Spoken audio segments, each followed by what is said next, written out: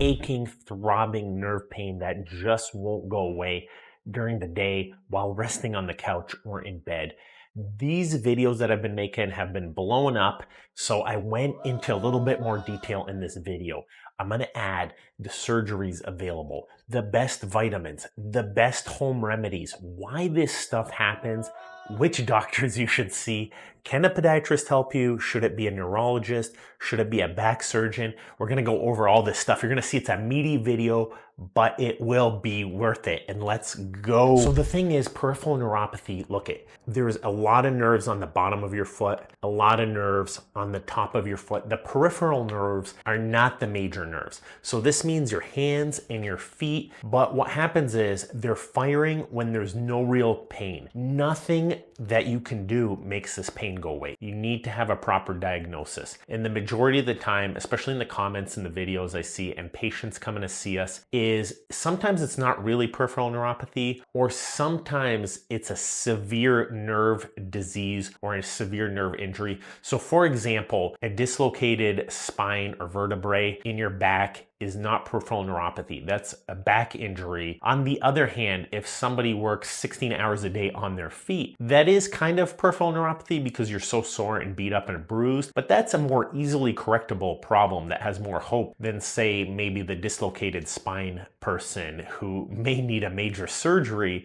You know, it's not a laughing matter. That's why the diagnosis is so important. So I always start this off with a disclaimer is go see your podiatrist, go see your primary care doctor, go see your neurologist or your back specialist depending on your injury. First thing I would do is I would take a history. Is what kind of injuries do you have? What kind of family history do you have? What's causing it to stay compressed? If you're sitting on your butt all day, you might have compression problems like sciatica. Sometimes getting certain pillows or offloading could help it if there's scar tissue built up around your lower back or your hip. So the next thing we would do is if we can't find something like that or something's not obvious in your history or your family history is I would get some labs. So getting some labs, we could check, hey, are metabolites up high? Are they down low? That could be something a neurologist would take from there. I would not handle that type of problem. But sometimes are nutrients up? Are some low? Sometimes it pops right out at you. We're like, hey, we have to work this up further. Although I'll tell you, that's rare. As a foot specialist, that's something I rarely see. The next thing is let's get an x-ray. So an x-ray could show, is there arthritis? Are you flat foot? Are you a high arched person? Is there tarsal tunnel? So tarsal tunnel, as an example, it's kind of like carpal tunnel, but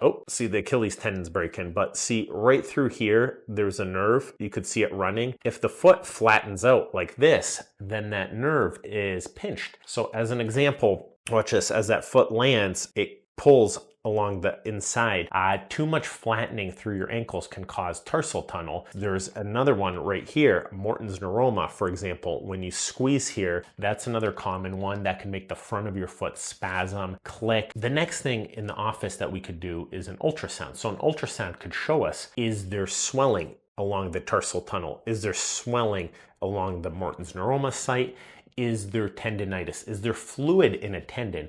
Because fluid or swelling in a tendon could mean there's a tendon injury that's pressing on the nerves. That's a possibility as well. That could lead to faux or fake mimicking peripheral neuropathy type symptoms. The next thing you want to do is what disease processes are associated with your pain. So the number one common cause is diabetes. So if you have undiagnosed or diagnosed diabetes, you want to follow up with your primary care doctor or your endocrinologist potentially. A podiatrist like me won't handle your diabetes, but what you want to do is get your blood sugars as good as possible. That's the single most effective thing you could do as a diabetic. Number two most common that we see is alcoholic neuropathy. Alcohol could do it. If you're drinking like a couple of drinks every night or 3 to 5 times a night, that could do it. As well as if you have other issues like diabetes or you're overweight, plus you're standing on your feet all day, plus you're not sleeping well, all that stuff can add up. These are well documented things. Chemotherapy.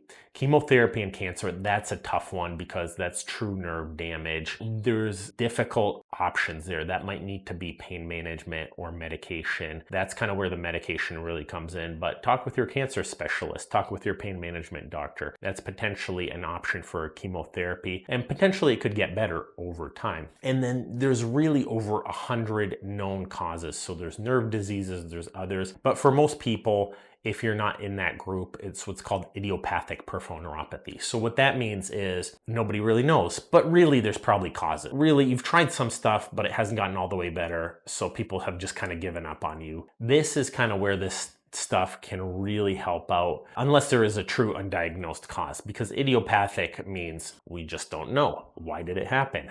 Nobody knows. But some people think there's always a reason. So the first thing you want to do is consider your biomechanics. The easiest thing to do is to consider, when you stand, look at how your foot flattens out. The nerves on the inside of your ankle, the major nerve you can see right here is called your posterior tibial nerve. That's the one that provides sensation to the bottom of your foot. And when your foot flattens out, it stretches. It's kind of like carpal tunnel syndrome. So the first thing you want to do is, if you're inside the house most of the day, get some good slippers. So I link some in the bottom, but a good slipper with a good orthotic inside of it, relatively low cost, and it can make a huge difference. As it keeps your ankle straight, that nerve does not stretch as much. And what happens is, that's a foot mechanism called overpronation. If your foot flattens out too much, it stretches that nerve. That could cause a lot of numbness, tingling, or tarsal tunnel-like nerve stretching, which is the equivalent of the ankle's carpal tunnel. Simply holding your foot straight can make a big difference. No matter how good a slipper or a sandal or a pair of Crocs are, and I do like them, a shoe is going to be better. So a shoe is good. You want some great shoes, and we recommend some below, but a shoe with an orthotic as well.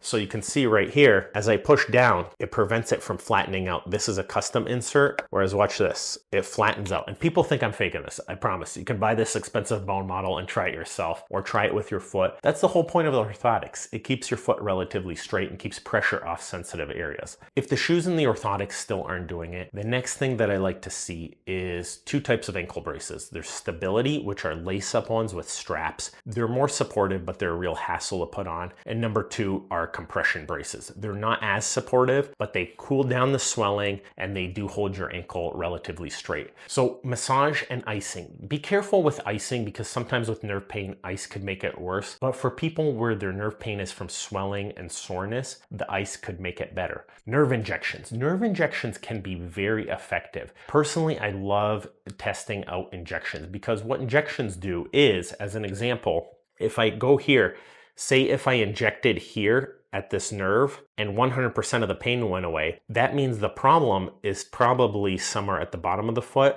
or below this nerve. It means it's probably not up in the back. But if I injected this nerve and the foot did not get better, that means potentially up in the back, that's where the problem is. So in this way, your podiatrist can test different areas. So for example, I can inject the toe. If the toe gets better, then we know it starts from around that area. But if it doesn't get better and I have to inject the ankle and then it gets better, then I know it's probably between the ankle and between the toe. It's almost too simple, but that works really well. And then I can send you to a neurologist and we can evaluate with the neurologist. You probably just don't want to keep getting injected for the rest of your life, because an injection gives us info and it can temporarily make it go away, but we have to find the real reason or correction.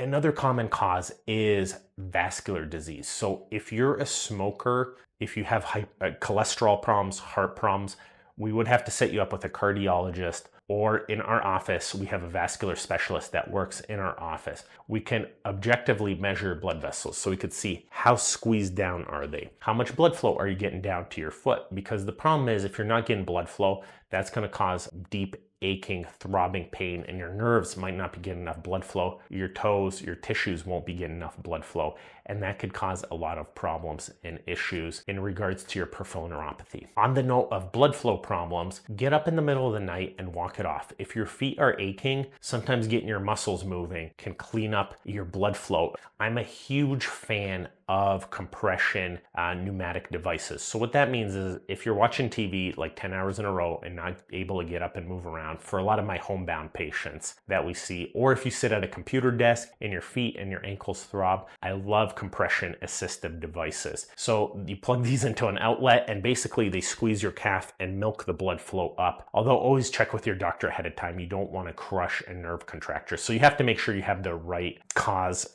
And again, that gets back to number one, which is get the right diagnosis, because if you have swelling that causes your nerves to stretch and ache, this is a great solution. But if you have scar tissue or peripheral arterial disease, then a blood pressure cuff might not be the best thing for you. I would say 90+% of the time, people I know, they get these ankle compression cuffs or leg compression cuffs. It gets the blood flowing. They're feeling great. They're doing amazing. It's a great solution. But a lot of the time, studies do show that if you're not getting enough sleep, it leads to more agitation, more nerve pain, and more of your brain interpreting the nerve pain as more painful. So do what you can. And tips to get some sleep, I'm always a big fan of a blue light filter. Don't watch TV too late. Make sure to get some sunlight during the day. And that's on another note with creams, like menthol-based creams like Icy Hot or BioFreeze. There's a lot of evidence where this can kind of stimulate your skin and the nerve sensation. It almost overloads your brain and then your brain stops paying attention. And then number two is there's a rebound blood flow opening that sends you a little bit more blood flow. So there's creams like BioFreeze, menthol-based creams. People have made it known that potentially, essential oils, although there's not a lot of studies, essential oils potentially could stimulate the skin, especially if you have irritated or agitated skin that's causing some swelling. The vitamins. So the most proven vitamins are, number one, if you don't already, taking a daily multivitamin is a low cost, high benefit option. So getting a good daily multivitamin will cover a lot of your deficiencies if that's your problem. So vitamin B6, vitamin B12, is important with peripheral neuropathy. That's probably the most important one.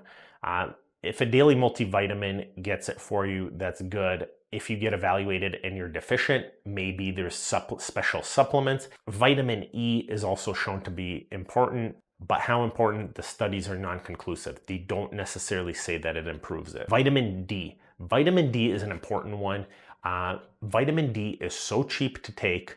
Realistically, here in America, you can get 5,000 units, like 180 pills for like under $10. It's crazy. What's the harm in taking it? It could help your mood. It could help your immune system. It could potentially help your nerves. That's one I forgot, but definitely vitamin D, check with your doctor, but that's probably the number one. D as in dog is the way to go, and B as in boy, probably in second place. Other minerals. So some studies show magnesium can be beneficial, although not obviously conclusive. Some show calcium, if deficient, can be beneficial, although not obviously conclusive. Glutamine, same thing, can be beneficial, but not conclusive. Alpha lipoic acid. In the comments, sometimes people attack, I see. So another one is stop smoking. That's kind of back to your blood flow issues. If you haven't stopped smoking already, stop smoking. It's a big deal. Exercise. The healthier you are, the better your blood flow is going to be, the better your muscles work. I can't really comment too much. Some people rave about how well it works. The idea is it stimulates some blood flow, stimulates the tissues a little bit. Some studies, I kind of poo-pooed acupuncture in the past, but there are some studies showing good results. But how great? Probably not overwhelming enough to become mainstream.